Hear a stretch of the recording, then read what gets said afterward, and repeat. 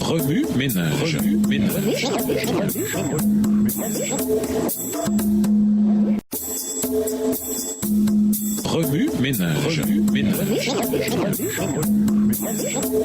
Bienvenue à votre émission. Remue ménage. Nous voilà à la leçon 12. L'unité et l'organisation de l'Église. Mais cela ne doit pas se passer ainsi parmi vous. Au contraire, si l'un de vous veut être grand, il doit être votre serviteur. Et si l'un de vous veut être le premier, il doit être votre esclave. Matthieu 20, les versets 26 et 27. Jésus nous a donné le plus grand exemple de ce qu'est un serviteur. En vivant comme lui, nous pouvons continuer sa mission dans l'Église et pour le monde. Le meilleur projet de groupe. Lisons Matthieu 20, les versets 26 et 27. Matthieu 20, les versets 26 et 27. Qu'il n'en soit pas ainsi parmi vous. Au contraire, si quelqu'un veut être grand parmi vous, qu'il soit votre serviteur. Si quelqu'un veut être le premier parmi vous, qu'il soit votre esclave. Projet de groupe.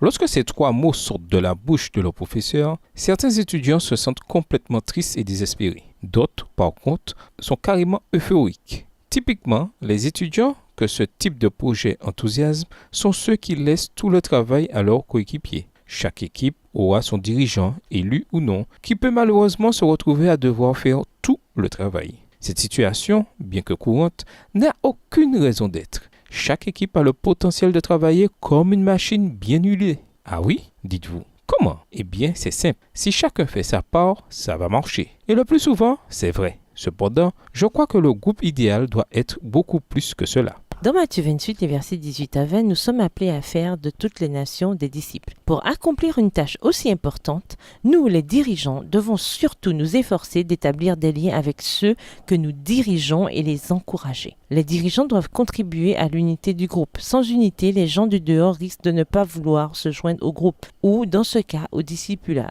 et où les membres actuels ne seront pas poussés à y rester. En plus de stimuler l'unité, nous devons aussi être disposés à servir nos frères et sœurs. Un vrai dirigeant devrait n'avoir aucun problème à diriger, à servir et à mettre ces deux responsabilités sur un pied d'égalité. Jésus a dit, au contraire, si l'un de vous veut être grand, il doit être votre serviteur. Et si l'un de vous veut être le premier, il doit être votre esclave. Matthieu 20, les versets 26 et 27. Aucune mission n'est trop petite. Il est essentiel de maintenir cette mentalité au sein d'un groupe et de s'assurer que chaque membre du groupe sache qu'une tâche spécifique et importante l'attend. La façon dont un projet de groupe réussi se réalise me rappelle la façon dont les églises sont organisées. En tant que chrétiens, nous travaillons sur le plus important projet de groupe pour le plus grand maître qui soit. L'opportunité la plus extraordinaire de travailler en conformité avec notre Créateur nous a été offerte. Puisqu'il s'agit d'une affaire aussi importante, nous devons, en tête de nos priorités, rester organisés et cultiver l'unité.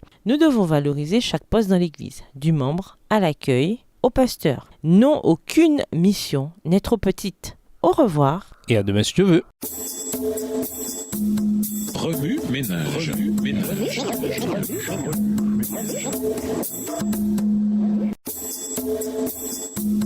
Remue ménage.